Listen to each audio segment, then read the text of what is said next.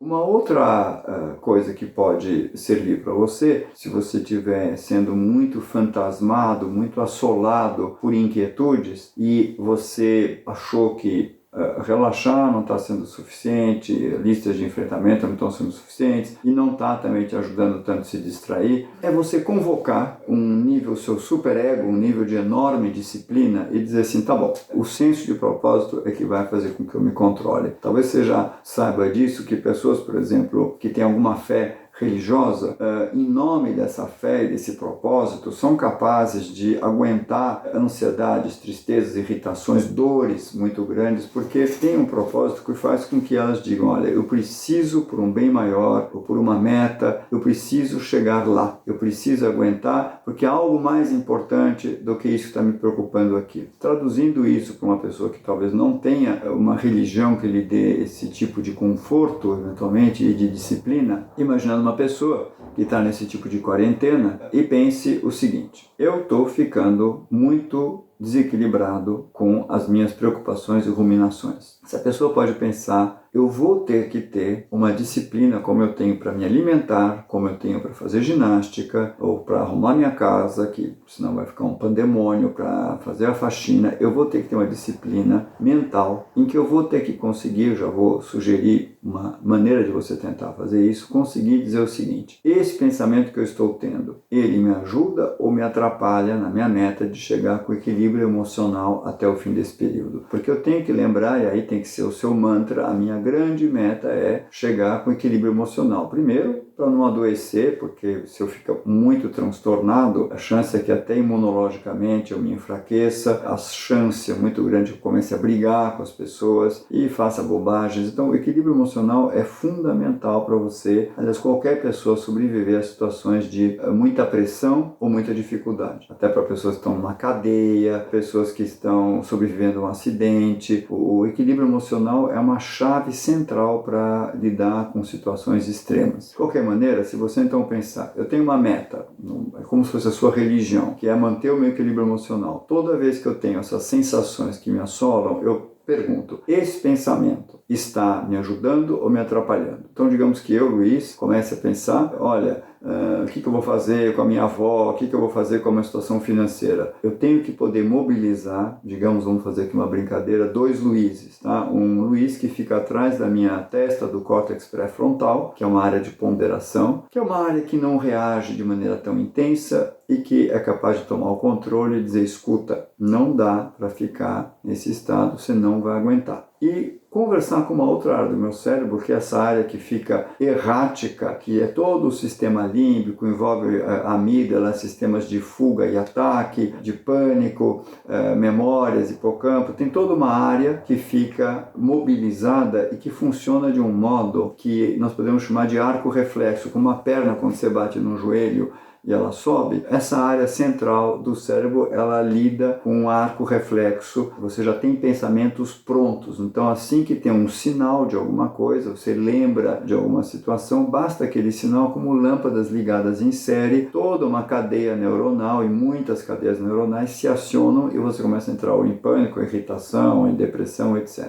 É muito importante você mobilizar, vamos chamar aqui de Luiz 1 e Luiz 2, no seu caso se você chamar Maria, ou se você chama Joaquim, a Maria 1, Maria 2, ou Joaquim 1, Joaquim 2, esse lado capaz de ponderar, dá um chacoalhão, falar, chega, agora chega, para com isso, tem uma disciplina mesmo, você vai só se fazer mal, você precisa parar com isso, bloquear mesmo esse pensamento, isso não está te fazendo bem, e se engajar, se obrigar a se engajar em alguma coisa, que aí sim tirou seu foco, mas com quase que dando uma bronca, em cima de um senso de propósito maior. Pessoas que se obrigam a fazer certas dietas necessárias, porque estão ficando doentes, ou exercícios, embora gostem de ficar sedentários, pessoas que se obrigam a estudar alguma coisa, ou parar de procrastinar, porque aquilo se tornou essencial, elas fazem isso. Você já deve ter feito isso. Em algum momento se dá um chacoalhão.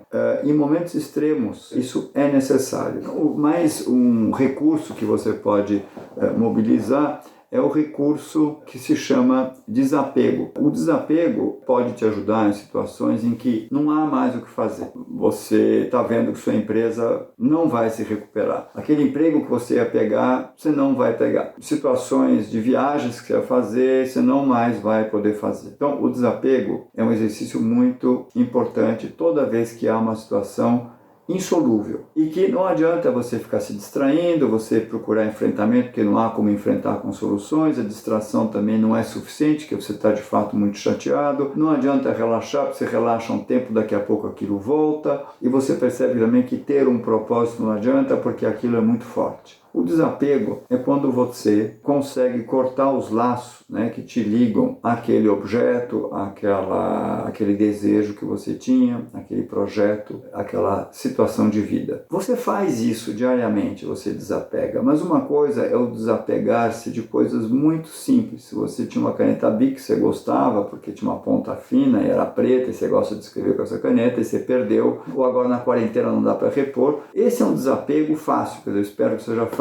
no seu caso, para a maioria das pessoas é fácil. Tá bom, tudo bem, caneta não é tão importante. Por quê? Porque isso não ocupa na sua vida um lugar tão relevante e porque a substituição vai ser mais ou menos fácil, ou por uma outra caneta, ou mais para frente, pelo mesmo modelo de caneta. Há desapegos já mais complicados. Digamos que você herdou do seu avô muito querido uma linda caneta de ouro com uma dedicatória, e que ele já herdou do pai e do avô, uma relíquia de família, que você pretendia que seu filho, sua filha um dia herdasse. Por algum motivo essa caneta é perdida, roubada, você não tem mais. Esse é um desapego já eventualmente um pouco mais desafiador. Há pessoas que vão ficar deprimidas, devastadas com isso, mas a maioria das pessoas em algum momento consegue dizer, olha, o vovô é muito querido, ele está na minha memória, tem outros objetos dele, objetos de família também, vou criar aqui um culto, um túmulo, ficar cultuando objetos de família, não é tão importante, vamos preservar a memória e os valores da família de outro modo. Você substitui por outras coisas eventualmente gratificantes, você relativiza a importância daquele objeto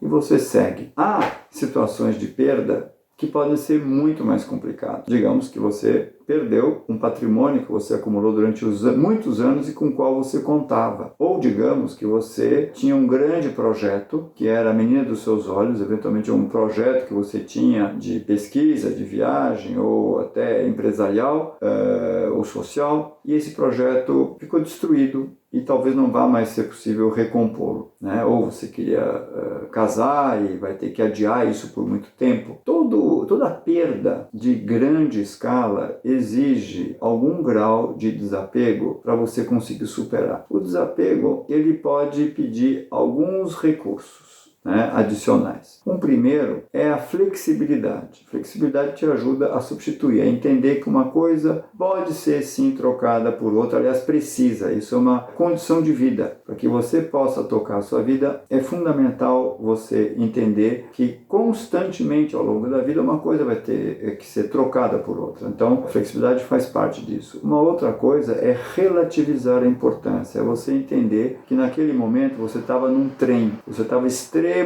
focado e por inércia o seu cérebro continua agarrado àquele tronco, né, que você julga central. Mas se você relativiza isso, você sobe lá no helicóptero, olha a floresta de cima, em geral você percebe que talvez aquilo não seja tão central quanto lhe parecia ou que há outras possibilidades. Digamos que isso não seja suficiente para desapegar, há também, e não é fácil, mas isso é um exercício que a gente faz em consultórios, isso que você pode fazer também por sua conta, que é o tal do que não tem remédio, remediado está. Você entender que quando alguma coisa é inevitável, você chegou no limite. Não é fácil entender isso, mas pessoas muito doentes, em algum momento, quando elas percebem que estão diante de uma morte inevitável, na maioria dos casos começam a entrar numa serenidade muito grande. Um ou outro continua em pânico ou em negação, mas a maioria começa até a acalmar quem está em volta. E há um entendimento de que eu não tenho esse poder, eu cheguei no limite daquilo que eu consigo e que eu posso. Eu estou cansado e é preciso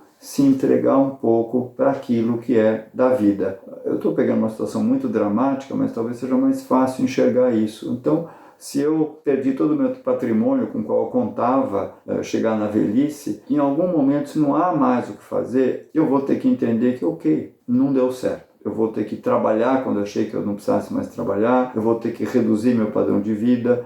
E aí a flexibilidade de fazer isso com alguma alegria, algum despreendimento, e há pessoas que fazem isso maravilhosamente bem, e isso a gente consegue preparar também as pessoas para isso, e faz parte de uma educação emocional até dos filhos, para quem tem filhos, e ensinando isso em alguns vídeos e também no meu livro, sem querer fazer merchandising do meu livro, mas fazendo um pouquinho a arte de dar limites, a gente ensina crianças também a já de antemão treinar a capacidade de desapegar e se adaptar a novas situações com um certo desprendimento e um ânimo sem dramatizar. Portanto, esses 5 recursos dos quais nós falamos, não é, que envolvem as distrações do entretenimento, procedimentos, que envolve o enfrentamento buscando soluções, que envolve o relaxamento, a lentificação, que envolve dar um chacoalhão em si próprio em função de um propósito e que abarca finalmente também o desapego, são recursos que se compõem em momentos diferentes da vida para que você lide com as maiores ou menores dificuldades